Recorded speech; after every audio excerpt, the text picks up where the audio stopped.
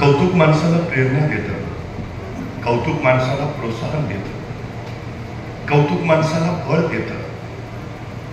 जिथं कौतुकावरची थाप पाठीवर टाकणारी माणसं असतात तिथं कर्तृत्व संपन्न माणसं घडतात. हा आतापर्यंतचा इतिहास आहे. 350 वर्षापूर्वी छत्रपती शिवाजी महाराजांनी स्वराज्य उभा केलं. 18 पगड जातीचे 12 बुट्ट्यांचे सगळे मावळे महाराजांच्या सोबत उभा राहिले. शिवचरित्र ही जगण्याची नव्हे तर मरण्याची स्पर्धा झाली. हे नेमकं घडलं तरी कसं? खरं तर हे घडलं ते कौतुकाच्या थापांवर घडलं. 12 वर्षाच्या शुभाराजांना घेऊन मासाहेब जिजाऊ पुण्यात आल्या. उद्ध्वस्त झालेलं पुणे, भकासकंदल झालेलं पुणे, रायरामाना गाढवाचा नांगर खेळला होता पुण्यावरनं. सगळी भूमी उजाड करून टाकलेली, त्याच भूमीत एक पहार उरलेली, तुटकीवान फुटकी कवडीतील अडकवलेली आणि सांगितलं इथल्या रयतेला इथं वस्ती करणं अशुभ, जो कोणी वस्ती करेल त्याचा निर्वंश होईल आणि माणसं दूर दऱ्याफऱ्यात प्रगंतात. अशा उद्ध्वस्त पुण्यात आल्यात मासाहेब. राज्य करायचं आहे, जहागिरी चालवायची, पण राज्य करावं कुणावर, जहागिरी चालवायचं कुणावर? होतं कोण इथं? दाखला धोंड्यावर. अरे माणसं होती कुठं? माणसं दूर दऱ्याफऱ्यात प्रगंतात. मासाहेबने त्यावेळी या माणूस मिळाला घातली साथ, या परत या गावा. पण रयतेने विचारलं कुणाच्या भरोशावर? आणि कडाडल्या मासाहेब, तुमच्या शोभाराजांच्या भरोशावर. या राजे समर्थ आहेत.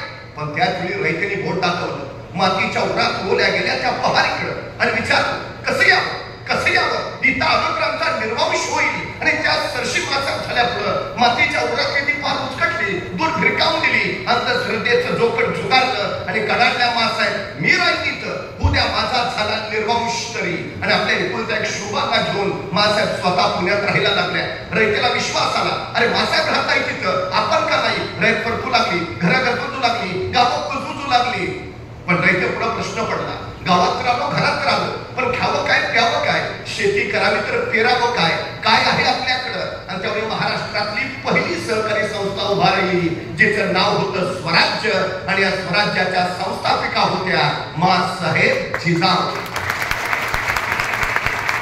या स्वराज्य नावाच्या संस्थेतल्या शेतकऱ्यांना बियाणं दिली, खतं दिली, बैला जोड्या दिल्या. बघता बघता शेतकरी रानात गेला, पेरणी झाली, मोत्यासारख्या दाण्याची कणसं लागू लागली. शेतकरी आनंदित झाला, कष्टाला फळ आलं. पण त्याच वेळी काळजात कंडल उडाला. आजूबाजूच्या दऱ्यापुऱ्यातली रानगव्यासारखी जनावरं उभ्या पिकात हैदोस घालायची, सगळं पीक पायाखाली तुडवायची, उभं रान नेसताना दूध करायची. डोळ्यात एकच उभं पीक वाया जाताना दिसू लागलं. शेतकरी हवालदिल झाला, धावत धावत मासाहेबांकडे गेला. मासा, पेरणी तर झाली, पिकं तर आली, मोत्यासारख्या दाण्याची कणसही लगडली, पण मासा जनावर उच्छाद मांडतात, उभ्या पिकात हैदोस घालतात, सगळं पीक नाशिवत्यात. काहीतरी करा मासा. मासाहेबांना पडून चुकलं. पिकं जगली तर शेतकरी जगेल, पिकं जगली पाहिजे. दुसऱ्या दिवशी मासाहेबांच्या विलक्षण बुद्धीतनं एक विलक्षण युक्ती बाहेर पडली आणि मासाहेबांनी आसपासच्या गावागावात दौंडी दिली. जो कुणी पिकात उच्छाद मांडणाऱ्या जनावरांचा बंदोबस्त करेल त्याला सोन्याचं कडं दिलं जाईल. आणि गावागावातनं तरणीमान जिगरबाज पोरं बाहेर पडली. रातोरात पिकामुखी पहारा करायला लागली. एखादं जनावर असताना दिसलं, चिट्ट्याच्या चपलाने झेप मारायला लागली, त्याच्या मुसक्या ओढायला लागली, शेपटी तोडायला लागली आणि दाखवायला मासाहेबांकडे घेऊन यायला लागली. सोन्याचं कडं मिळवायला लागली. एकाच दगडात 2 पक्षी मारले मासाहेबांनी. एक जनावरांपासून पिकाचं संरक्षण झालं आणि 2 स्वराज्यासाठी आवश्यक असणारी जिगरबाज मावळ्यांची मांदियाळी आपोआप गोळा झाली. एके दिवशी रात्री 1:30-2चा प्रहर होता. लाल महाल संत शांत निद्रिस्त झाले. अचानक बाहेर 5-6 पोरांचा गलका ऐकू आला. तसा पहारेकर धावत पुढं झाला. 5-6 तरणीमान पोरं, एका पोराच्या खांद्यावर मोठं रानगाव्याचं धूळ. पहारेकरने विचारलं, काय र? तसा तरणीमान पोरग सरदिशी पुढं झालं. मासाहेबांनी भेटायचं आहे. कारण मासाहेबांनी दौंडील दिनवर जो कोणी जनावरांची शिकार करत त्याला सोन्याचं कडं दिलं जाईल. हे काय जनावर घेऊनच आलेलं? तसा पहारेकरी म्हटला, पण सकाळी की मासा झोपलेत आता. नाही नाही, मासाहेबांनी भेटल्या बिगार जाणार नाही. अरे याला का पुढा देता? रातचं 1:30 वाजल्यात, सकाळी की मासा झोपलेत आता. पण पोरं ऐकायला तयार नाही. नाही नाही, मासाहेबांनी भेटल्या बिगार जाणारच नाही. पोरं ऐकायला तयार नाही. हे बघून तोपर्यंत मासाहेब बाहेर येत्या झाल्या. काय गडबड रे? तसं कर्णमान पोरग सरदिशी पुढं झालं. मासा मासा मासा, तुम्ही दौंडील दिनवर जो कोणी जनावरांची शिकार करत त्याला सोन्याचं कडं दिलं जाईल. हे काय जनावर घेऊन चालू नव्हतं. मासाहेबांनी एकदा त्या जनावराकडं, एकदा त्या पोराकडे बघितलं आणि मासाहेब त्याला म्हणाल्या, अरे पण आम्ही दौंडीत असंही सांगितलेलं की अख्खं जनावर दाखवायला आणायची गरज नाही, नुसती शेपटी दाखवायला आणली तरी चालेल. की अख्खं जनावर कशाला घेऊन आला? तशी त्या पोरानं मान खाली घातली आणि ते पोर मासाहेबांना म्हणाल, मासा ध्यानातच नाही राहिलं बघा. आणि काय रे, सकाळी आला असता तर आम्ही काय तुला सोन्याचं कडक दिलं नसतं? एवढं तसं ऐकलं तर त्या पोराच्या दोन्ही डोळ्यात खळखळत पाणी उघडायला लागलं. त्याला हुंका फुटला, नालेला हुंका दाबत तो बासाहेबांना म्हणाला, बासा सोन्याचं कडक मिळावं म्हणून नाही आलो बासा. बासा तुमच्या कौतुकाची थाप माझ्या पाठीवर पडावी म्हणून आलो बासा. बासा तुमच्या कौतुकाची थाप पाठीवर पडली ना की 10 हत्तीचं बळ येतं. त्या जनावराची शिकार केली आणि वाटलं कवा एकदा तुमच्या जवळ येतो आणि कवा एकदा तुमच्या कौतुकाची थाप पाठीवर घेतो. सोन्याचं कडं नको बासा, तुमच्या कौतुकाची थाप फक्त माझ्या पाठीवर पडू द्या. मासाहेब पुढं झाले, त्या पोराचे डोळे पुसले, त्याला विचारलं, नाव काय रे तुझं? तसं ते पोर म्हणाल, दाना. दानाची माणूसारा उमराट गावचाची. आणि त्या दिवसापासून ताना जो मासाहेबांचा झाला तो मरेपर्यंत स्वराज्याचा राहिला. एक कौतुकाची थाप माझ्या तानाजींना घडवणारी ठरली. खरं तर ज्या समाजामध्ये पाठीवर कौतुकाची थाप टाकणारी माणसं असतात तिथं नररत्न उगवतात. ही सगळ्यात मोठी वस्तुस्थिती स्वराज्य तलवारीच्या पाट्यावर नव्हे, स्वराज्य कौतुकाच्या थाप्यावर उभा राहिलंय. ही सगळ्यात महत्वाची गोष्ट आहे. मला कौतुक आज या गोष्टीचं आहे की या सगळ्या मुलांना त्यांचं स्वतःचं स्वर राज्य उभा करायचं आहे. त्यांना त्या एका कौतुकाच्या थापेची गरज आहे. विनोदजी, आपण ती कौतुकाची थाप या पोरांच्या पाठीवर टाकता. निश्चितपणे ही थाप त्यांना बळ देईल आणि ते स्वतःचं विश्व घडवतील आणि उभा करतील. ही सगळ्यात महत्वाची गोष्ट आहे. खरं तर कौतुकासारखं दुसरं बळ नाहीच, ही सगळ्यात मोठी गोष्ट आहे. आज अनेक विद्यार्थ्यांचा गुणगौरव सोहळा आपण पार पाडतोय. अनेकांनी विलक्षण संपादन केलं. अनेक जण आता त्यांच्या उद्याच्या भविष्यासाठी पुढे जायचा पर्याय पाहत असतात. पण सगळ्यात महत्वाची गोष्ट एक आहे, शिक्षण ही अत्यंत महत्वाची गोष्ट आहे. पण कुठलीच महत्वाची गोष्ट शिकता येत नाही, ही सगळ्यात मोठी वस्तुस्थिती आहे. अनुभवासारखा दुसरा गुरु नाही. आयुष्यामध्ये अनुभव ज्याने घेतला त्याला खऱ्या अर्थानं ज्ञान मिळालं, ही सगळ्यात मोठी गोष्ट. त्यामुळे आमचे हे विद्यार्थी जीवनाच्या शाळेमध्ये आता कुठं पाऊल टाकत आहेत. 10वी आणि 12वी ही त्यांच्या आयुष्याला वळण देणारी सगळ्यात महत्वाची वर्ष आहे. खरं तर ही 2 वर्ष ज्यांनी गाढवासारखं काम केलं त्याला आयुष्यभर राजासारखं जगता येतं. पण ही 2 वर्ष जो राजासारखा जगतो त्याला आयुष्यभर गाढवासारखं काम करावं लागतं. ही सगळ्यात मोठी वस्तुस्थिती आहे. त्यामुळे ही 2 वर्ष ठरवतात तुम्ही गाढवासारखं जगणार की तुम्ही राजासारखं जगणार. मला कौतुक या गोष्टीचं आहे की सगळी गुण मिळवलेले विद्यार्थी राजासारखं जगण्यासाठी तयार झाली. हा सगळ्यात महत्वाचा मुद्दा. पण बऱ्याच वेळेला अलीकडच्या आमच्या पिढीला निर्णयच घेता येत नाही, ही आमची सगळ्यात मोठी शोकांतिका आहे. खरं तर 150 वर्ष इथे इंग्रजांनी राज्य केलं. त्यांना मालक बनून राहायचं होतं, आम्हाला त्यांना गुलाम बनवायचं होतं. म्हणून मॅकॅनॉलॉजी शिक्षण पद्धती बनवली, ती मुळात गुलाम बनवणारी. आणि या शिक्षण पद्धतीमध्ये विद्यार्थ्यांची निर्णय क्षमता विकसितच केली जात नाही, ही अलीकडची आमची सगळ्यात मोठी अडचण आहे. त्यामुळे मुलं अभ्यासात हुशार असतात, मुलं बुद्धिमान असतात, पण दुर्दैवाने योग्य निर्णय घेता न आल्यामुळे ही आमची मुलं मागं पडतात. ही सगळ्यात मोठी अडचण आहे. कारण काय करायचं आहे हे त्याला खरंच कळतं का?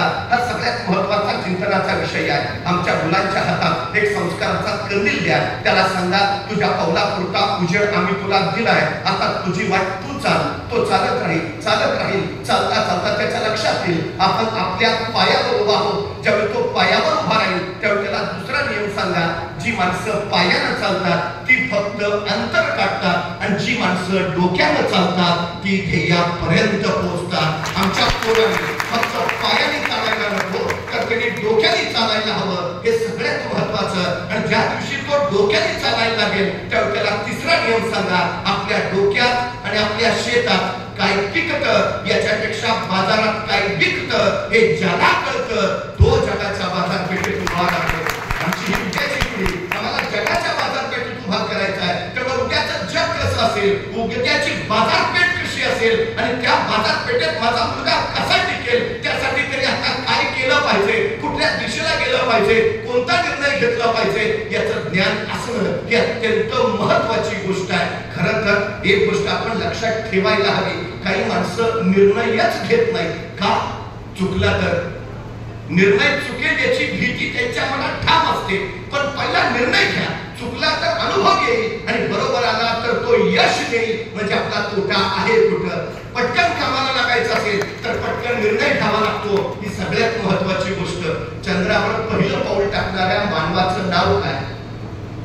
नील आर्मस्ट्रॉंग. बरोबर? पण खरंच नील आर्मस्ट्रॉंगच चंद्रावर पहिलं पाऊल टाकणार होता का? याचं उत्तर आहे नाही. नासाला जे अपोलो यान चंद्रावर पाठवलं, त्या अपोलो यानाचा प्रमुख पायलट होता एडविन सी अँडारिन. तो अमेरिकेचा वैमानिक होता. स्पेस वॉकिंगचा त्याला अनुभव होता. तो त्या मोहिमेचा प्रमुख होता आणि त्याचा सहाय्यक करून दिला होता तो नील आर्मस्ट्रॉंग. तो अमेरिकेचा नौसैनिक होता. त्याला स्पेस वॉकिंगचा अनुभव नव्हता. तो सहाय्यक पायलट म्हणून त्या अपोलो यानातून गेला. हे अपोलो याच्यावेळी चंद्रावर उतरलं तेव्हा नासाच्या स्पेस सेंटरवरनं पहिला संदेश आला, पायलट फर्स्ट. आणि एडविन सी अँडारिन पुढे झाला. पण चंद्रावर पाय ठेवायच्या आधी त्याच्या मनात विचारांचा गोंधळ सुरू झाला. मी चंद्रावर पाय ठेवला आणि तिथल्या वातावरणात मी भरकटलो तर मी चंद्रावर पाय ठेवला आणि तिथल्या गुरुत्वाकर्षणात मी जळूनच गेलो तर मी चंद्रावर पाय ठेवला आणि कुठेतरी हसत धावत गेलो तर तो त्या विचारातच अडकला. तोपर्यंत नासाच्या स्पेस सेंटरवरनं दुसरा संदेश आला, को पायलट नेक्स्ट. आणि नील आर्मस्ट्रॉंग पुढे झाला आणि कसलाही विचार न करता त्यांनी चंद्रावर आपला पाय ठेवला आणि चंद्रावर पहिला पाऊल ठेवणारा मानव म्हणून नील आर्मस्ट्रॉंग अजरामर झाला. म्हणजे एडविन मध्ये प्रतिभा होती, एडविन मध्ये क्षमता होती, एडविन मध्ये कौशल्य होतं, सगळं होतं. पण तो निर्णय घेऊ शकला नाही आणि योग्य वेळी योग्य निर्णय घेता न आल्यामुळं क्षमता असूनही एडविन सी अँडारिन मागे राहिला आणि क्षमता नसताना पटकन निर्णय घेतल्यामुळं नील आर्मस्ट्रॉंग पुढे गेला. हे आपण पहिलं लक्षात घेतलं पाहिजे. पटकन निर्णय घ्या. हल्ली मी मुलांना विचारतो, बरं काय ठरलंय? नाही बघूया. नाही पण कुठे बघणार आहे? नाही रिझल्ट कसा येतोय तो बघूया ना. बरं आला रिझल्ट चांगला, मग काय? नाही चाललाय ना विचार. हो पण काय करणार आहे? नाही बघूया ना. अरे पण नाही झालं तर? नाही पप्पा म्हणले माझ्या जागेवर चिटकवतो. ध्येय आहे का? गोंधळात आहे तो, संभ्रमात आहे तो. पटकन निर्णय घेऊन त्याला कृतीशील केलं पाहिजे. सचिन तेंडुलकरला येता 34 कळालं आपण उत्तम फलंदाजी करू शकतो. त्यांचे वडील साहित्यिक रमेश तेंडुलकरने सांगितलं, तुला हे जमतंय ना, हे आवडतंय ना, हेच कर, बस बाकी काही बघू नको. 34 त्यांनी सुरुवात केली. जागतिक कीर्तीचा फलंदाज झाला. इरफान पठाण 90 मध्ये त्याला कळालं मी उत्तम गोलंदाजी करू शकतो. त्यांनी तिथून सुरुवात केली. तो भारतीय संघात जरूर गेला पण सचिन तेंडुलकर इतकी कीर्ती संपादन नाही करू शकला कारण सुरुवात उशिरा झाली. जेवढ्या लवकर निर्णय घेऊन लवकर सुरुवात कराल तितक्या लवकर अधिक कीर्तिमान व्हाल. ही सगळ्यात मोठी वस्तुस्थिती आहे. अजून वेळ आहे, अजून मुलगा 10वीत आहे, अजून 12वीत आहे, बघू जरा नंतर असा जर वेळ घालवत बसला तर तो कीर्तिमान कमी कमी होत राहतो. ही गोष्ट आपण लक्षात घेतली पाहिजे. सगळ्यात महत्वाची गोष्ट आहे ती हल्लाचा काळ प्रचंड स्पर्धेचा झाला. म्हणजे सध्या मेडिकलचं ऍडमिशन जर बघितलं तर किमान ते 95% आत येतं. मुलांना मार्कच आता 99-100% पडतात. म्हणजे स्पर्धा किती तीव्र झाली आहे हे आपल्या निश्चितपणे लक्षात आलं असेल. खरं तर मी परवा एका रस्त्याने निघालो होतो. अचानक एका घरातनं मला भांडणाचे आवाज ऐकू आले. आता भांडणाचे आवाज ऐकू आल्यामुळे कान टवकारले आणि माझ्या कानावरती भांडण पडलं. भांडण कानावर पडल्यावर माझ्या लक्षात आलं भांडण नवरा बायकोचं आहे. आता सभ्यतेचा संकेत असा चालतो की नवरा बायकोच्या भांडणामध्ये तिसऱ्यानं आपला कान घालू नये.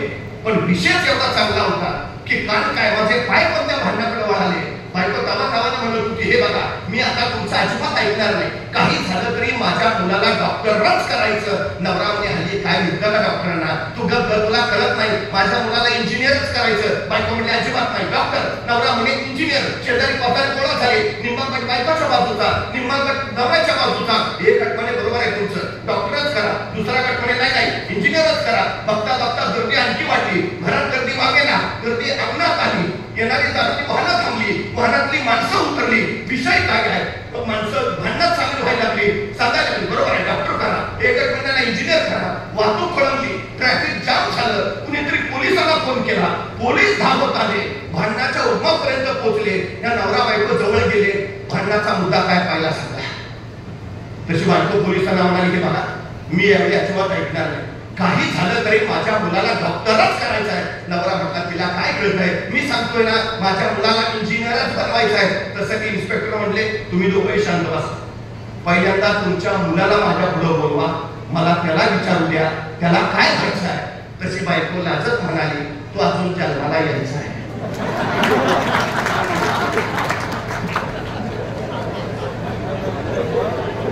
सध्याचा काळच इतका स्पर्धात्मक झालाय की मुलं जन्माल्यावर नव्हे, ते जन्माला यायच्या आधीच त्याच्या शिक्षणाची त्याच्या करिअरची काळजी पालकाला लागून राहते. ही सगळ्यात मोठी वस्तुस्थिती आहे. अशा वेळी तुमचा योग्य निर्णय त्याच्या आयुष्याला योग्य वळण लावून देऊ शकतो. ही महत्वाची गोष्ट लक्षात असू द्या. आणि एक गोष्ट लक्षात घ्या, यशस्वी कोण होतं? योग्य निर्णय घेतात ते नव्हे, तर घेतलेला निर्णय योग्यच होता हे जे सिद्ध करतात ते. पटकन निर्णय घेणं, पटकन करणं होणं ही सगळ्यात महत्वाची गोष्ट आहे. ध्येय ठरवू द्या. ध्येय ठरल्याशिवाय तुम्हाला दिशा ठरवता येत नाही. दिशा ठरल्याशिवाय तुम्हाला प्रवासाला सुरुवात करता येत नाही. आणि प्रवासाला सुरुवात केल्याशिवाय त्यातल्या अडचणी, अडथळे, संकट तुम्हाला कळत नाही. आणि संकट कळल्याशिवाय तुम्हाला त्यावर मात करण्याचं ज्ञान मिळवता येत नाही. आणि जोपर्यंत तुम्हाला ज्ञान मिळवता येत नाही तोपर्यंत तुम्ही अज्ञानीच राहता. ही सगळ्यात महत्वाची गोष्ट आहे. ठरवा काय करायचं आहे, ठरवून घ्या. सगळ्यात महत्वाची पहिली गोष्ट आहे. एकदा ध्येय ठरलं की मग आम्हाला प्रवास सुरू करता येतो. एक गोष्ट निश्चित लक्षात घ्या, काही काही लोकांना कारण द्यायची सवय असते. अनेक जण कारण देतात, पण मानवी व्यक्तिमत्वाचे संशोधक आणि जीवशास्त्रीय अभ्यासक असं सांगतात की नुकतंच जन्माला आलेलं एखादं नवजात बाळ तुम्ही आम्हाला आणून द्या आणि त्याला काय बनवायचंय ते सांगा, आम्ही ते बनवून देतो. हवं ते घडवता येतं, हवं ते बनवता येतं. डॉक्टर बनवायचंय बनवू शकता, इंजिनियर मुलाला बनवायचंय बनवू शकता, वकील बनवायचंय बनवू शकता, शास्त्रज्ञ बनवू शकता, अभिनेता बनवू शकता, चित्रकार बनवू शकता, गायक बनवू शकता. जे हवं ते बनण्याच्या सगळ्या क्षमता त्याच्यामध्ये. फक्त ठरलं पाहिजे काय करायचं. मातीच्या ओल्या गोळ्याला जर हवा तसा आकार देता येत असेल तर जिवंत हाडामांसाच्या गोळ्याला सुद्धा हवा तसा आकार देताच येतो. फक्त माती ओली हवी आणि वय संस्कार क्षम हवं हे लक्षात असू द्या. गरजेची गोष्ट आहे की सगळ्यात महत्वाचं आहे, हवं ते वाटेल ते करता येईल. काही अडचण नाही, काहीही अडचण नाही. तेवढं पक्क ठरणं ही गोष्ट सगळ्यात आणि सगळ्यात महत्वाची. आपल्या मुलांमध्ये सगळ्या क्षमता आहेत, आपल्या मुलांमध्ये सगळी कौशल्य आहेत. खरं एक गोष्ट सांगू, प्रत्येकाला त्या परमेश्वराने काही ना काही अलौकिक दिलंय. आपल्यात काय आहे याचा शोध ज्याला लागला तो यशस्वी झाला. प्रियाजी बेर्डेचा शोध लागला, मी अभिनय करू शकते, मी एखादी भूमिका जिवंत करू शकते.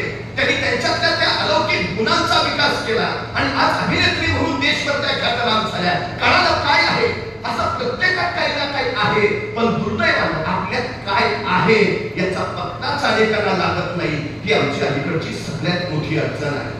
जगातलं सगळ्यात श्रीमंत ठिकाण कुठलं माहिती आहे? स्मशान. अनेकांना परमेश्वरानं अलौकिक गुण दिलेत, पण दुर्दैवानं ते आपल्यात आहेत याचा शोध त्याला लागत नाही. त्या गुणाच्या बळावर जग समृद्ध झाला असतो, पण तो आपल्यात आहे याची माहितीच त्याला नाही.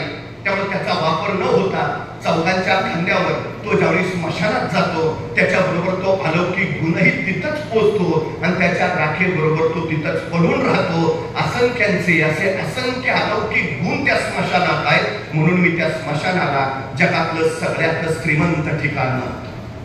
मोठी माणसं ती झाली, यशस्वी माणसं ती झाली ज्यांना आपल्यात काय आहे ते कळालं. सगळ्यात महत्वाचा विषय काही नाही असं आपल्यात नाहीच आहे हे पहिलं आम्हाला लक्षात घेता आलं पाहिजे. सगळ्यात क्षमता आपल्यात. अहो परवा एका मुलाला सहज विचारलं, काय रे 100 मीटर पळशील का? तो 5 मिनिटं माझ्याकडेच बघत असतो. अरे म्हटलं 100 मीटर पळशील का? मग त्याने हळूच विचारलं 100 मीटर म्हणजे किती? मग मी त्याला विचारणार आहे काय खेळ खेळतोस का? काय म्हटलं सगळे खेळ खेळतो, क्रिकेट खेळतो, फुटबॉल खेळतो, हॉकी खेळतो, बॅडमिंटन खेळतो. म्हटलं एवढे सगळे खेळ खेळतो, दिवसभर मैदानावरच असतोस का काय? तो म्हटला मैदानावर नाही, मोबाईलवर खेळतो. म्हटलं मग बरोबर आहे, तुला 100 मीटर काय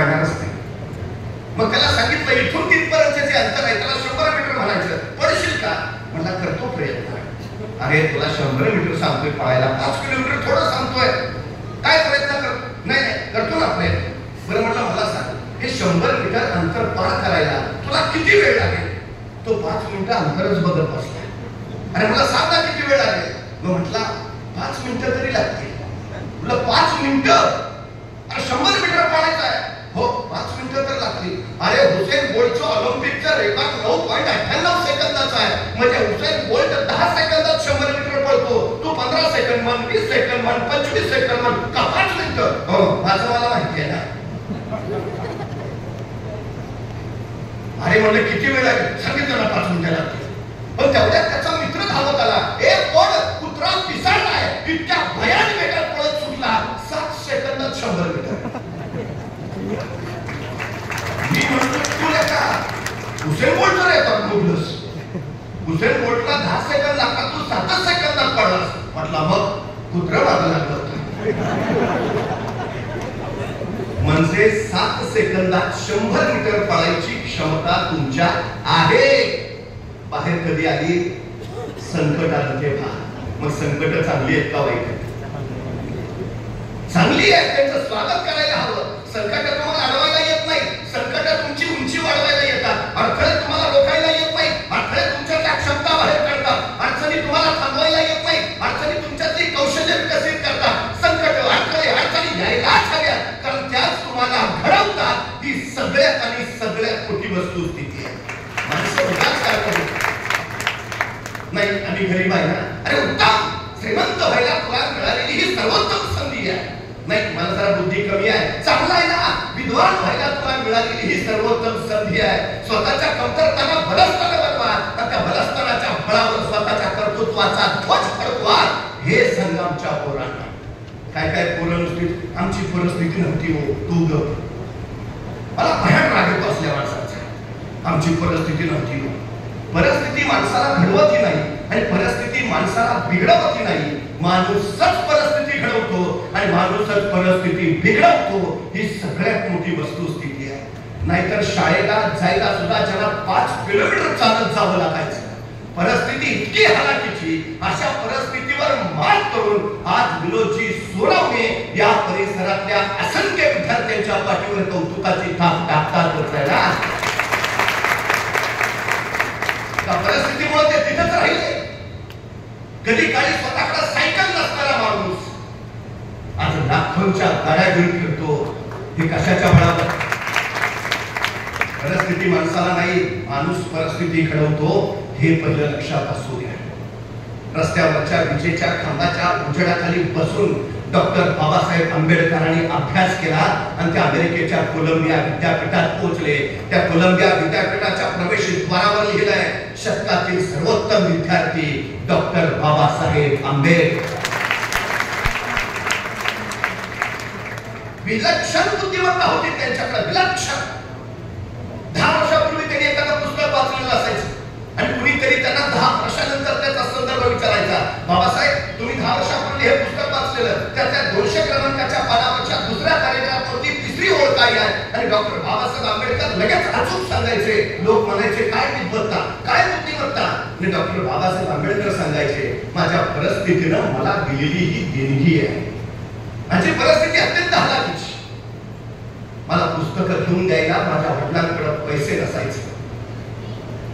त्यामुळे माझे वडील काहीतरी इकडून तिकडून करून माझ्यासाठी पुस्तक घेऊन यायचे. ज्यावेळी माझ्या हातात ते पुस्तक पडायचं त्यावेळी मी समजून जायचो आज हे पुस्तक आपल्या हातात पडलंय, परत कधी मिळेल माहिती नाही. मग आज वाचतानाच असं वाचूया की आयुष्यात या पुस्तकाची परत गरजच पडता कामा नये. रामेश्वरमध्ये पेपर वाटायचं काम करणारे एपीजे अब्दुल कलाम या देशाचे राष्ट्रपती झाले. आदिवासी असलेल्या, स्वतःच्या वैयक्तिक जगण्यात प्रचंड संघर्ष सोचलेल्या द्रौपदी मुर्मू या देशाच्या राष्ट्रपती झाल्या. लाल बहादूर शास्त्री शाळेत जायचे. शाळा गंगा नदीच्या पलीकडच्या काठावर उभारायचे. खिशात पैसे नसायचे. नावेतून जावं कसं? बराच वेळ उभा राहिल्यावर कोणीतरी नागरिक विचारायचा, लाल बहादूर येतोयस ना शाळेत? आणि लाल बहादूर म्हणायचे, माझ्याकडे पैसे नाहीयेत. अरे नसू दे, उद्या दे. पण उद्या तरी कुठून येतील? अरे बघ आल्यावर दे ना. येतील का नाही कसं सांगू? आई म्हणते, आपलं ओझं दुसऱ्याच्या शिरावर नको. तुम्ही जा, मी येईल. नौका निघून जायची.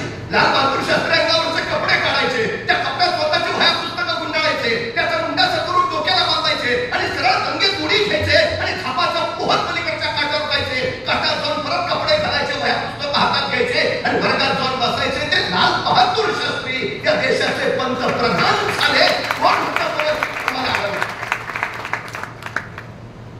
फिलिपाईन्स देशातील रिहा बुलोज नावाची 11 वर्षाची मुलगी, 4वी-5वीत असेल. शाळेच्या धावण्याच्या स्पर्धेत ती पहिली आली. घरी आल्यावर तिला वडिलांना आनंदाने सांगितलं, बाबा मी धावण्याच्या स्पर्धेत पहिली आले. वडिलांनी खुशीत घेतलं, छान बेटा, खूप छान. रिहा सांगली, पण बाबा मी आता शाळेतल्या स्पर्धेत पहिली आले ना, मग माझी राष्ट्रीय स्पर्धेसाठी निवड झाली आहे. अरे अभिनंदन, खूप छान, खूप छान बेटा. तशी रिहा हळूच म्हणाली, पण बाबा आता राष्ट्रीय स्पर्धेत धावायचं ना, मग मला स्पोर्टचे शूज लागतील. बाबा मला धावण्याचे बूट घ्या ना. वडील उठले, घेऊया बेटा. पुढच्या महिन्याचा पगार झाला ना की जरूर तुला धावण्याचे बूट घेऊया. तरी ह्या एवढीशी आनंदली, सरावाला निघून गेली. महिना उलटून गेला. राष्ट्रीय स्पर्धा 4 दिवसावर आली आणि त्या दिवशी रिहा आपल्या वडिलांकडे गेली. बाबा स्पर्धा 4 दिवसावर आली आहे, तुम्ही स्पोर्ट शूज घेणार होता. बाबा धावण्याचे बूट. वडिलांच्या डोळ्यात पाणी तरळलं. आपल्या पोरीला जवळ घेतलं आणि भरल्या डोळ्याने तो बाप म्हणाला, या महिन्याचा पगार हातात नाही आला बेटा, मी नाही घेऊ शकत तुला बूट, मला माफ कर, मी नाही घेऊ शकत बूट. रिहाचे डोळे पाण्याला भरले. पती सरकत तिथून निघून गेली. मला बूट नाही, आता मी स्पर्धेत पडणार नाही असं रिहा म्हणाली नाही की पुन्हा सरावाला लागली. स्पर्धेचा दिवस उजाडला की रिहा स्पर्धेत सहभागी झाली. सगळ्या स्पर्धकांच्या रंगात उभा राहिली. आजूबाजूच्या स्पर्धक स्पोर्टचे कपडे घातलेले, स्पोर्ट शूज घातलेले आणि त्यांच्या रंगात उभा असणारी अनवाणी पायाची ही 11 वर्षाची रिहा बुलोज आपल्या शेजारच्या स्पर्धकांच्या पायातले शूज तिने बघितले आणि क्षणभर काय वाटलं तुला असतं, सर्कल बाजूला झाली आणि बाजूला जाऊन जखमेवर बांधायच्या पट्ट्या तिने स्वतःच्या पायावर बुटासारख्या बांधल्या आणि त्या पट्ट्यांवर लिहिलं NIKE, नाईके. जणू काय नाईकेचे शूज तिने घातले आणि जखमेच्या पट्ट्या पायाला गुंडाळून हे रिहा त्या स्पर्धकाच्या रंगेत पळायला उभा राहिली. स्पर्धा सुरू झाली आणि रिहाने प्रचंड वेग घेतला. तिला फक्त तिचं ध्येय दिसत होतं, तिला जिंकायचं होतं, फक्त जिंकायचं होतं. बेफाम पळत राहिली. 400 मीटर, 800 मीटर, 1500 मीटर या तिन्ही धावण्याच्या स्पर्धेत रिहा पहिली आली. तिला 3 स्वर्ण पदकं मिळाली. ती एवढीशी 11 वर्षाची रिहा बुलोज सांगते, परफॉर्मन्स बुटात नसतो, परफॉर्मन्स डोक्यात असतो. वेग बुटाने येत नाही, वेग मनातून येतो. साधना नव्हे, साधना महत्वाची हे एकदा आमच्या उद्याच्या पिढ्यांना समजावून सांगा. आमची मुलं कांदा सांगतात, मला हे नाही ते नाही करायचं नाही. ज्याला घडायचं आहे, ज्याला उभारायचं आहे, ज्याला यश मिळवायचं आहे, त्याच्यासाठी साधना नव्हे, साधना महत्वाची हे पहिलं त्याला सांगा. सगळ्या क्षमता, सगळी कौशल्य त्याच्यात, सगळ्या गोष्टी त्याच्यात. त्याला आणखी एक गोष्ट सांगा, यशाला शॉर्टकट नसतो, कष्टाला पर्यायच नाही. या जगातली जी माणसं मोठी झाली ती स्वतःच्या मेहनतीच्या बळावर, कष्टाच्या बळावर झाली. हे आमच्या उद्याच्या पिढ्यांना एकदा समजावून सांगा. पर्यायच नाही, दुसरा पर्याय. सगळ्यात महत्वाची गोष्ट आहे, फक्त घरायचं ही चिंता असायला. समुद्राच्या किंवा नदीच्या पाण्यात तुम्हाला बदक अत्यंत शांत स्वस्तपणे विहरताना दिसेल. त्या पाण्यावर विहरणाऱ्या बदकाकडे बघून आपल्याला वाटतं किती सुखी आहे ना, किती आनंदी आहे ना. काय बापाला कामच नाही, नुसतं पाण्यावर निवांत फिरायचं. किती स्वास्थ्य आहे ना बदकाच्या वाट्याला. पण बदकाचं पाण्यावरचं स्वास्थ्य अनुभवायचं असेल, पण बदकाची पाण्याखाली पायांची जी जीव गेली धडपड चालते ना,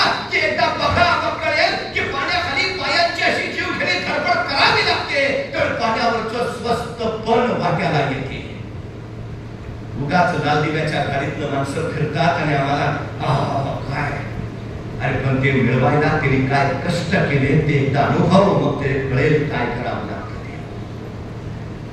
आमच्या पोरांना सांगा, ही सगळ्यात गरजेची गोष्ट आहे. कष्ट करायलाच हवे, पर्यायच नाही. हा, एकदा तुम्ही ध्येयाच्या दिशेने निघाला, कष्टाची तयारी ठेवली, प्रामाणिकपणे काम करत राहिला तर सगळी सृष्टी तुमच्या पाठीशी उभा राहते. मग अडचणच येत. बघा, 1645 साली छत्रपती शिवाजी महाराजांनी राजगड घेतला, पण वेळ असा होता, आता राजगड घेतला तर बांधायला हवा, बांधायचा तर फंड्स हवे होते कुठे महाराजांकडे. मग महाराज काय म्हटले, आता घेतला राजगड तर बांधला पाहिजे, बांधला तर फंड्स पाहिजे, आहेत कुठं, मग बघू फंड्स आल्यावर. मग महाराज काय थांबले नाही, महाराज म्हणजे पुढं घेऊन तरी बघू. 1645 ला राजगड घेतला आणि 1646 ला महाराजांनी तोरणा घेतला आणि तोरण्याचं काम चालू असताना महाराजांना तोरण्यावर सोन्याच्या मोहरांनी भरलेले 6 खंडे सापडले आणि त्या संपत्तीतनं महाराजांनी राजगड बांधून पूर्ण केला. तुम्ही सुरुवात करा, जगदंबा आशीर्वाद घेऊन तुमच्या पाठीशी उभा असते. सुरुवात करा, कष्टाला प्रामाणिकपणे सुरुवात.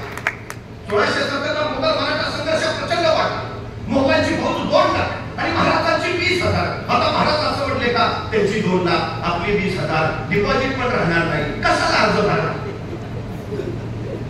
महाराज असं म्हटले, नाही तर आपली लाखभर करू आणि मग करू सुरुवात. नाही, महाराज म्हणे जेवढं आहे तेवढं सुरुवात तरी करू. महाराजांनी सुरुवात केली. 1670 ला महाराजांनी प्रबळगड जिंकला आणि प्रबळगडाची पाहणी करायला महाराज पालखीत बसून गडावर निघाले.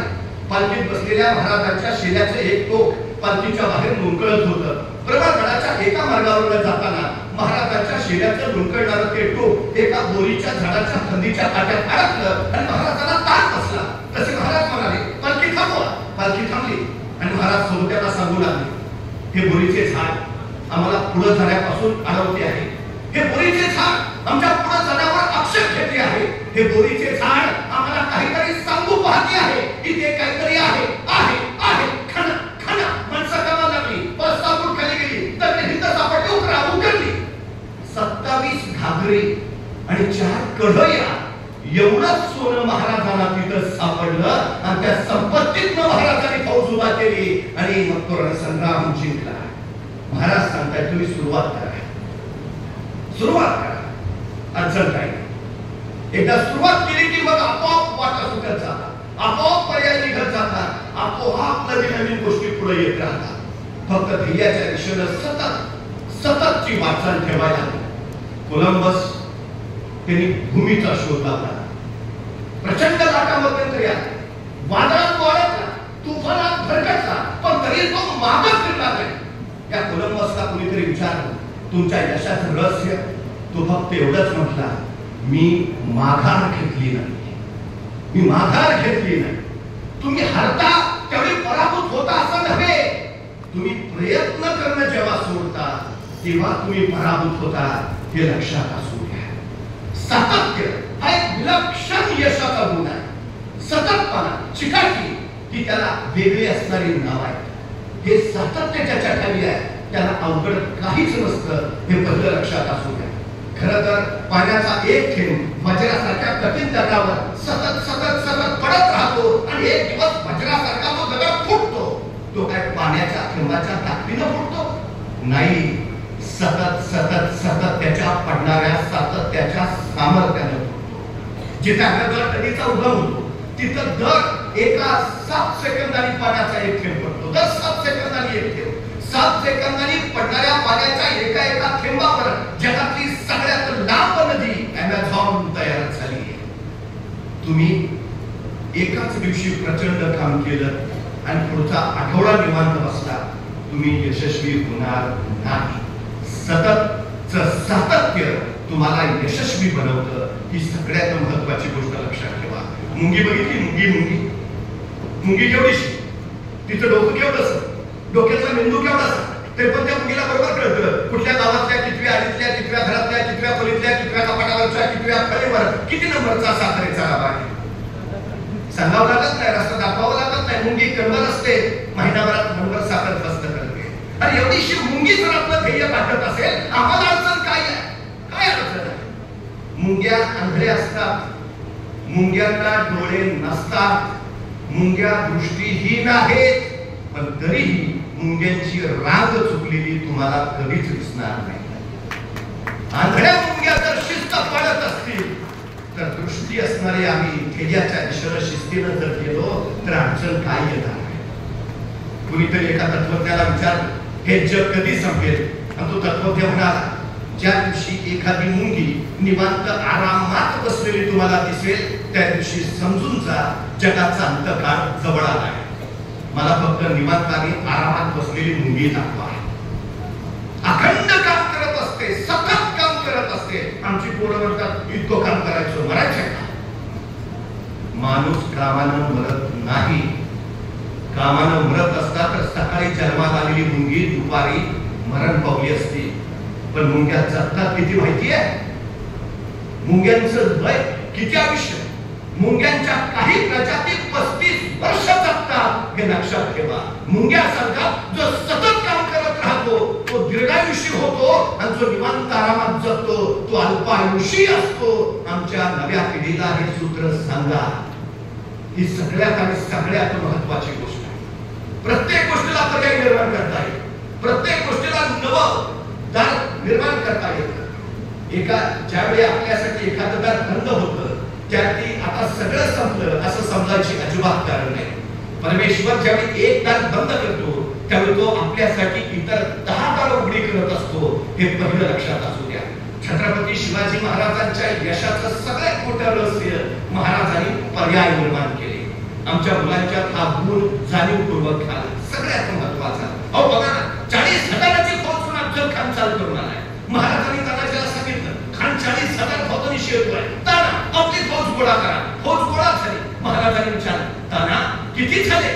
आणि तानाजी म्हणाले जी 7,500. 7,500? अरे खानाचे 40,000 आहे, आपले एवढेच. आणि पण खान 40,000 फौजेनिशी आहे. महाराज होती नव्हती तेवढी सगळी गोळा करून आणल्या. राणावनातली डोंगरदऱ्यातली गुरामागची पण धरून आणल्या. आता ह्याच्यापेक्षा आपली फौज वाढू शकत नाही. आता महाराजांनी काय करावं? खानाचे 40,000 आपले 7,500. महाराज काय म्हटले? परत फिरूया, माघारी घेऊया, शरण जाऊया. काका खान असा तसा मारणारच आहे, सरळ आत्महत्या करून मोकळे होऊया. काय विचार केला महाराजांनी? महाराजांनी पर्याय निर्माण केला. आपलं सैन्य वाढवता येत नाही ना, ठीक, मग खानाचं कमी करा. आपलं नाही वाढवता येत नाही ना, ठीक आहे, मग खानाचं कमी करा. पर्याय निर्माण केला. तुम्ही ध्येयाच्या दिशेने जाताय ना, अडचण येणारच नाही, पण मात करून पुढे जाता आलं पाहिजे. रस्त्याने चालता चालता खडे टोचतील, खडे टोचते म्हणून वाट बघू नका, मागायला तर अजिबात करू नका. थोडेसे दमडवा, खाली झुका, वाटेचे टोचणारे खडे उचला, बाजूला फेका, पुढे चालत राहा. चालता चालता एखादा दगड आडवा येईल, आता दगड आडवाला म्हणून मागे फिरू नका, वाट तर अजिबात बघू नका. सरळ त्या दगडावर उभा राहा, स्वतःची उंची वाढवून घ्या आणि पुढे चालत राहा. चालता चालता एखादा डोंगर आडवा येईल, आता डोंगर आडवाला म्हणून मागे फिरू नका, वाट तर अजिबात बघू नका. डोंगराला भिडायचा प्रयत्नही करू नका. थोडं निरीक्षण करा, डोंगराच्या नादाला न लागता सरळ त्याला वळसा घाला आणि पुढे निघून जा. पुढे यशच तुमच्या स्वागताला उभा असतं. पर्याय निर्माण करणं ही सगळ्यात महत्वाची गोष्ट आहे. एकदा एका राजाच्या समोर 2 कैदी आले. राजाने आरोप ऐकले आणि शिक्षा सुनावली, मरेपर्यंत फाशी. फाशीची शिक्षा ऐकल्याबरोबर एक कैदी तिथे चक्कर येऊन पडला. दुसरा कैदी मात्र न्यूटन असल्यासारखा विचार करत बसला होता. पहिला शुद्धीवर आला तरी दुसरा न्यूटनच. मग दुसऱ्याने विचारलं तू शिक्षा ऐकली नाही का? तोडा ऐकली ना, मग तुला भीती नाही वाटत? अरे फाशीची शिक्षा झाली आपल्याला, मरणार आहे आपण. तर म्हणा ते फाशीविषयीचं सोड रे. गेले वर्षभर माझा उडणारा घोडा तयार करायचा प्रयोग झाला आहे. प्रयोग अंतिम टप्प्यात आहे. आता काही दिवसात माझा घोडा आकाशात उडेलच. पण नेमकी फाशीची शिक्षा झाली, त्या फाशीचं काय नाही रे, पण आता माझ्या प्रयोगाचं काय होणार त्याची मला काळजी आहे. तसं दुसऱ्या कायद्याने विचारलं उडणारा घोडा तरी उडतो का? ते सांगतोय ना प्रयोग अंतिम टप्प्यात. त्यांची चर्चा राजा ऐकली. राजा म्हणला काय काय काय म्हटला? उडणारा घोडा डोक्यावर पडलाय का? घोडा तरी उडतो का? तसा तो कैदी म्हटला महाराज मरणारा माणूस खोटं नाही बोलत. अहो गेले वर्षभर माझा प्रयोग चाललाय, प्रयोग अंतिम टप्प्यात आहे. आता काही दिवसात माझा घोडा आकाशात उडेलच. पण नेमकी तुम्ही मला फाशीची शिक्षा दिली महाराज, माझ्या घोड्याचं बाजूला ठेवतो. मला फक्त 1 वर्ष द्या. या 1 वर्षात मी तुमच्या घोड्याला आकाशात उडायला शिकवू शकतो. आता राजाला प्रश्न पडला, असं कसं मारणारच आहे, पण जर दिलं त्याला 1 वर्ष आणि लागलाच आपला घोडा आकाशात उडायला, तर ह्या जगात आपले एकमेव राजे ज्याच्याकडे उडणारा घोडा आहे. राजा मला ठीक आहे, दिलं दिलं दिलं, तुला 1 वर्ष दिलं, त्या कायद्याला 1 वर्ष मिळालं, पण त्या पहिल्या कायद्याला काय फरक पडेल ना. त्यांना हळूच विचारलं, घोडा खरंच उडतो? तसा तो कैदी म्हटला, घोडा उडतोय ना. मग राजाला खोटं का सांगितलंस? हे बघ, तू तुझं आजचं मरण फक्त उद्यावर ढकलतोय. तसा तो कैदी म्हटला, हे बघ, मी माझ्या जगण्याचे पर्याय तयार करतोय. मतलब ह्या 1 वर्षात काही घडू शकतं. म्हणजे ह्या 1 वर्षात मला फाशीची शिक्षा देणारा राजाच मरू शकतो, आणि तो नाही गेला तर माझा नैसर्गिक मृत्यू होऊ शकतो. आणि तू पण नाही गेला तर ज्या राजाच्या घोड्याला आकाशात उडायला शिकवायचा आहे तो घोडा मरू शकतो, आणि तो पण नाही गेला तर घोडा खरंच उडू शकतो.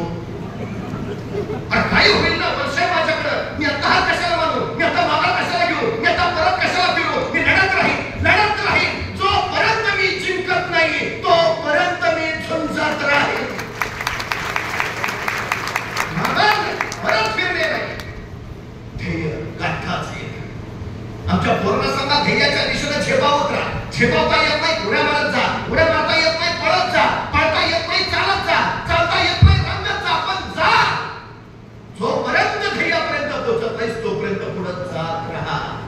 हे पुढं जाणं तुम्हाला यशस्वी बनवतं. ही सगळ्यात महत्वाची गोष्ट. खरं तर आमच्या मुलांमध्ये सगळ्या गोष्टी आहेतच, पण आमच्या मुलांच्या ज्ञानवर्धनासाठी एक गोष्ट अत्यंत महत्वाची आहे, ज्याचं नाव आहे जिज्ञासा. दुर्दैवानं आमच्या मुलांच्या सध्या हा जिज्ञासा हा गुणच दिसत नाही.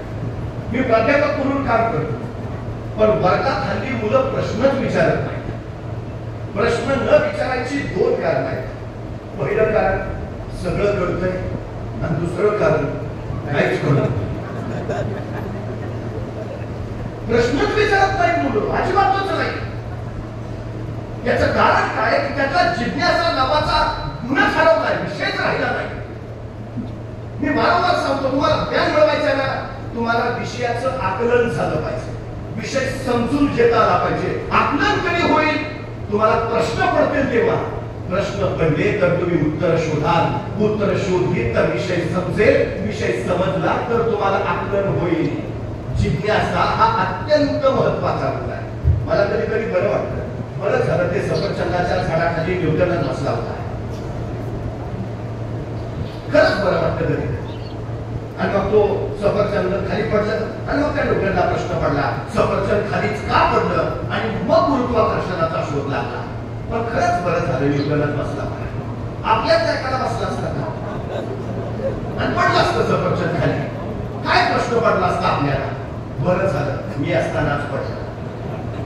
दुसरा प्रश्न, बरं झालं आणखी कुणी नाही, आपले काय.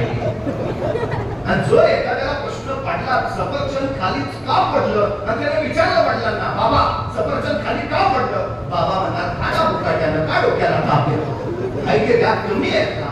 संपला आमचा न्यूटन सफरचंदाच्या झाडाखालीच. हल्ली मुलं अभ्यासात काळ करत आहेत, याचं कारण त्यांच्यात असलेली जिज्ञासेची कमतरता. आमच्या मुलांना जिज्ञासू बनवा, सगळ्यात महत्वाचं. थॉमस अल्वा एडिसन ज्यांनी 10,000 शोध लावले, जगातला सर्वोत्तम शास्त्रज्ञ. पण तुम्हाला माहितीये थॉमस अल्वा एडिसन बहिरे होते. ऐकूच येत नसल्यामुळे ग्रहणशक्ती नाही, आणि ग्रहणशक्ती नसल्यामुळे ज्ञानच मिळत नाही, म्हणून बुद्धीनं मंदई होती. पण या बहिऱ्या एडिसनच्या आईची इच्छा होती, माझ्या मुलाला खूप शिकावं. म्हणून एडिसनच्या आईनं एडिसनला शाळेत टाकलं. मुळातच बहिरा एडिसन, टीचर काय शिकवताय त्याच्या कानावरच पडत नाही, मग त्यात शिकणार कसं? पण निवड आईची इच्छा आहे, तू शिकलं पाहिजेस. एडिसन 3 महिने शाळेत जात राहिला, आणि 3 महिन्यानंतर एडिसन ज्यावेळी शाळेतून घरी आला, आईने विचारलं, एडिसन कसा होता आजचा दिवस? एडिसन म्हणला, खूप छान. आई माझ्या टीचरनी तुझ्यासाठी लेटर दिलंय. आणि मग एडिसननं टीचरने दिलेलं पत्र काढलं आणि आईच्या हातावर ठेवलं. आईने ते पत्र खोडलं. एडिसनच्या टीचरने लिहिलं होतं, तुमचा मुलगा शिकण्याच्या पात्रतेचा नाही. जगातला कुठलाच शिक्षक त्याला शिकवू शकत नाही. कृपा करून त्याला उद्यापासून शाळेत पाठवू नका. आम्ही त्याला शिकवू शकत नाही. एडिसनच्या आईच्या डोळ्यात गळगळ पाणी उकळायला. आईच्या डोळ्यात अश्रू बघितले. निवलास एडिसन म्हणाला, काय झालं आई? तशी डोळे पुसत आई म्हणाली, काय नाही रे बेटा. आनंदाचे अश्रू वाटते. का ग? काय लिहिले आमच्या टीचरनी? तशी एडिसनची आई म्हणाली, अरे तुझ्या टीचरने पत्रात लिहिलंय की तुमचा एडिसन खूप हुशार आहे. तो इतका हुशार आहे की त्याच्या तुलनेत त्याच्या वर्गातली इतर मुलं अगदीच ढ आहेत. त्यामुळे आम्हाला वर्गात शिकवताना अडचण होते. तुमच्या एडिसनला काही दिवस शाळेत पाठवू नका. तोपर्यंत आम्ही वर्गातल्या इतर मुलांना एडिसन इतकं हुशार करतो आणि ती एडिसन इतकी हुशार झाली की मग तुम्हाला कळवतो. मग तुमच्या एडिसनला शाळेत पाठवा. एडिसन म्हणला, आई खरंच मी खरंच हुशार आहे. आई म्हणली, होतं माझा राजा आहेच हुशार. मग आता शाळा? आई म्हणली, आता उद्यापासून नाही जायचं. उद्यापासून आपण घरीच शिकूया. एडिसनची शाळा सुटली. आईने एडिसनला सांगितलं, मला ज्ञान मिळवण्याचा सर्वोत्तम मार्ग आहे प्रश्न विचारत राहा. जे जे दिसेल, जे जे वाटेल, जे जे भासेल, प्रश्न विचारत राहा. विचार त्या निसर्गाला, वीज का चमकते? विचार सूर्य का उगवतो? विचार अंधार का पडतो? हे प्रश्न तुला पडू दे. या प्रश्नाच्या उत्तरातून तुला ज्ञान मिळेल आणि तू खऱ्या अर्थानं ज्ञानसंपन्न होशील. मला प्रश्न विचारत राहा. एडिसनच्या आईनं त्याला एक प्रयोगाच्या आकृत्या असणारं पुस्तक दिलं. यात जशा आकृत्या आहेत ना, मला तसा प्रयोग कर. एडिसन घरीच बसून त्या पुस्तकातले प्रयोग करत राहिला. प्रश्न विचारत राहिला, उत्तरे मिळवत राहिला. थंडीचे दिवस होते. एडिसन काय शेकोटी करून शिकत बसला होता. लाकडं धडाधडा पेटली, ज्वाळा उफाळल्या होत्या आणि तेवढ्यात आईचा आवाज आला, एडिसन बस झाला आता, चल ये घरात जेवून घे, आता जेवायला जायचं. म्हणून एडिसननं शेजारची माती उचलली आणि त्या घरात त्या लाकडांवर टाकली. त्याला वाटलं आता लाकडं दिसतील आणि तो जेवायला आत गेला. तासाभरानंतर एडिसन ज्यावेळी बाहेर आला, त्याला असं वाटलं होतं की आपण लाकडांवर माती टाकली आहे म्हणजे लाकडं भिजली असतील. पण लाकडं भिजली नव्हती. ज्वाळा जरूर थांबल्या होत्या, पण लाकडं मात्र आतल्या आत फुलत होती. त्याचे निखारे झाले होते आणि त्या निखाऱ्यामुळं आसपासचा परिसर सगळा केशरी झाला होता. एडिसनला प्रश्न पडला, मगाशी तर लाकडं ज्वाळेच्या रूपात जळत होती, मग आता ती निखाऱ्यासारखी का फुलत आहे?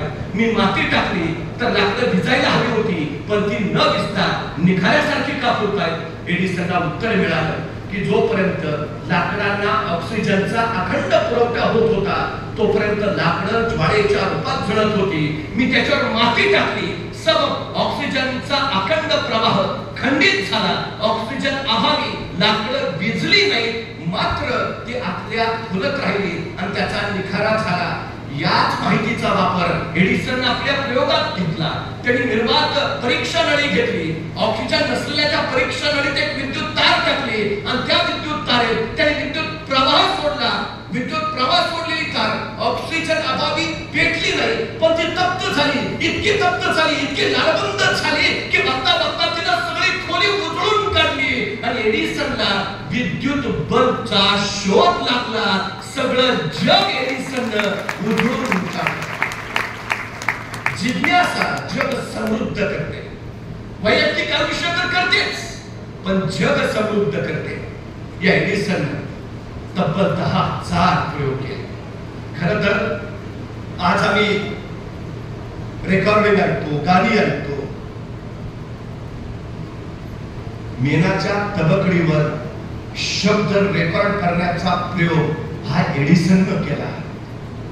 10,001वा प्रयोग त्याचा यशस्वी झाला. एका पत्रकाराने त्याला विचारलं, तुम्ही 10,001व्या वेळी यशस्वी झाला म्हणजे तुमचे आधीचे 10,000 वाया गेले असं तुम्हाला वाटत नाही का? एडिसन म्हणला, अजिबात नाही. त्या अपयशी 10,000 प्रयोगांनीच मला शिकवलं 10,001वा यशस्वी प्रयोग कसा करायचा. सततचा प्रयत्न तुम्हाला सरावाचा बनवतो. 40 वर्षाचा एडिसन असताना एडिसनची आई निर्वतली आणि आईची खोली सावरायला म्हणून एडिसन आईच्या रूम मध्ये गेला. तिथं आईची ट्रंक त्याला सापडली. त्या ट्रंक मधलंही साहित्य सावरावं म्हणून त्याने ट्रंक उघडली आणि आणि एडिसनला 40 वर्षापूर्वी आपल्या शाळेच्या टीचरनी आईला दिलेलं पत्र त्या कणकेत सापडलं. थरथरत्या हातानं एडिसननं ते पत्र उघडलं. पत्रात लिहिलं होतं, तुमचा मुलगा शिकण्याच्या पात्रतेचा नाही. जगातला कुठलाच शिक्षक त्याला शिकवू शकत नाही. कृपा करून उद्यापासून तुमच्या मुलाला शाळेत पाठवू नका. हे पत्र वाचलं आणि एडिसनच्या डोळ्यात अश्रू ओघळायला लागले. ज्याला कुणी शिकवू शकत नव्हतं, तो शिकण्याच्या पात्रतेचा नव्हता, त्या मुलाला आई सांगत राहिली, एडिसन तू हुशार आहेस, तू हुशार आहेस, तू हुशार आहेस. आईच्या या प्रेरणेच्या बळावर, आईच्या या प्रोत्साहनाच्या बळावर कमतरता असलेला एडिसन बलस्थान निर्माण करू शकला. खरं तर प्रेरणा कौतुकातून मिळते, प्रोत्साहन कौतुकातून मिळतं. फक्त आम्ही सांगायला हवं, तू करशील, तुला जमेल, तुला होईल, तू निश्चित यशस्वी होशील. ही सकारात्मकताच उद्याच्या पिढीला पुढे घेऊन जाईल. ही सगळ्यात महत्वाची गोष्ट आहे. मला असं वाटतं त्या सकारात्मकतेसाठी आमच्या पोरांच्या पाठीवर ही कौतुकाची थाप पडणं अत्यंत गरजेचं होतं. आणि त्या कौतुकाच्या थापेचं कार्य खऱ्या अर्थानं विनोदजी सोनावणे करतायत. यासाठी त्यांचं मनपूर्वक कौतुक. कारण खरं ज्यावेळी असा एखादा सोहळा मी पाहतो पण मला माझ्या महाविद्यालयातले दिवस आठवतात. एके दिवशी मी माझ्या महाविद्यालयात गेलो आणि माझा पक्या नावाचा मित्र मला भेटल्या मला म्हणाला, तुला कळलं का? म्हटलं काय? नाही म्हटलं, कॉलेजमध्ये आज माझा सत्कार आहे. मला काही कळेना. एका बेंचवर बसणारा पक्या अचानक सत्काराच्या पात्रतेचा कस काय झाला? मी म्हटलं, तुझा सत्कार काय? तर तो म्हटला, मी शास्त्रज्ञ झालो म्हणून माझा सत्कार आहे. आता मला परत काही कळेना. एसवाय मध्ये शिकणारा पक्या अचानक शास्त्रज्ञ कस काय झाला? मी त्याला विचारलं, बाबा तू कुठला शोध लावला? तसा पक्या म्हटला, मी शास्त्रज्ञ आहे हा शोध मी लावला. पण त्या कॉलेजमध्ये सत्काराची तयारी चालू होती. विश्वास ठेवणं भाग होतं. मग मी त्याला खुदून विचारलं, बाबा तू कुठला शोध लावला? तो शास्त्रज्ञ कसा झाला? तसा पक्या म्हटला, माझं नाव काय? म्हटलं पक्याचं उलट काय? म्हटलं क्या इंग्रजी शब्द आहे, त्याला मराठीत काय म्हणतात? म्हटलं टोपीचं उलट काय? म्हटलं पिटो हिंदी शब्द आहे, त्याला मराठीत काय म्हणतात? म्हटलं माराचं उलट काय? म्हटलं रामा कोण आहे? म्हटलं प्रभू श्रीराम. देव आहे, मग देवचं उलट काय? म्हटलं बोले संस्कृत शब्द आहे, त्याला मराठीत काय म्हणतात? म्हटलं बोलेचं उलट काय? म्हटलं लेबो. तर लेबो हे शास्त्रज्ञाचं नाव आहे आणि ते माझ्या नावापासून सुरू झालंय म्हणून मी शास्त्रज्ञ आहे. पण मित्रांनो, हाच पक्या आज देशासाठी शास्त्रज्ञ म्हणून प्रकाश सावंत या नावानं काम करतोय. ही माझ्या दृष्टीनं सगळ्यात मोठी अभिमानाची गोष्ट आहे. हेच वय हाच काळ असतो. याच वयात मुलांमध्ये प्रेरणा भरता येतात, प्रोत्साहन देता येतं, ऊर्जा देता येते, त्याला कार्यशील बनवता येतं, काहीतरी घडवण्यासाठी त्याला प्रेरित करता येतं. मला खात्री आहे ज्यांच्या पाठीवर आज कौतुकाची थाप पडेल, कदाचित यातीलच कुणी एडिसन असेल, यातीलच उद्या कुणी प्रकाश सावंत नावाचा शास्त्रज्ञ असेल, कुणी डॉक्टर, कुणी वकील, कुणी प्राध्यापक. आणि निश्चितपणे ध्येयाच्या त्या शिखरावर विनोदजी व आपली आठवण निश्चितपणे काढेल की याच्या सोहळ्याच्या या कौतुकाच्या थापेनं हे बळ मिळालं. त्या बळाच्या बळावर आम्ही इथपर्यंत पोहोचलो. त्या सगळ्या गुणवंतांना मनपूर्वक शुभेच्छा देतो. आपल्या सगळ्यांची रजा देतो.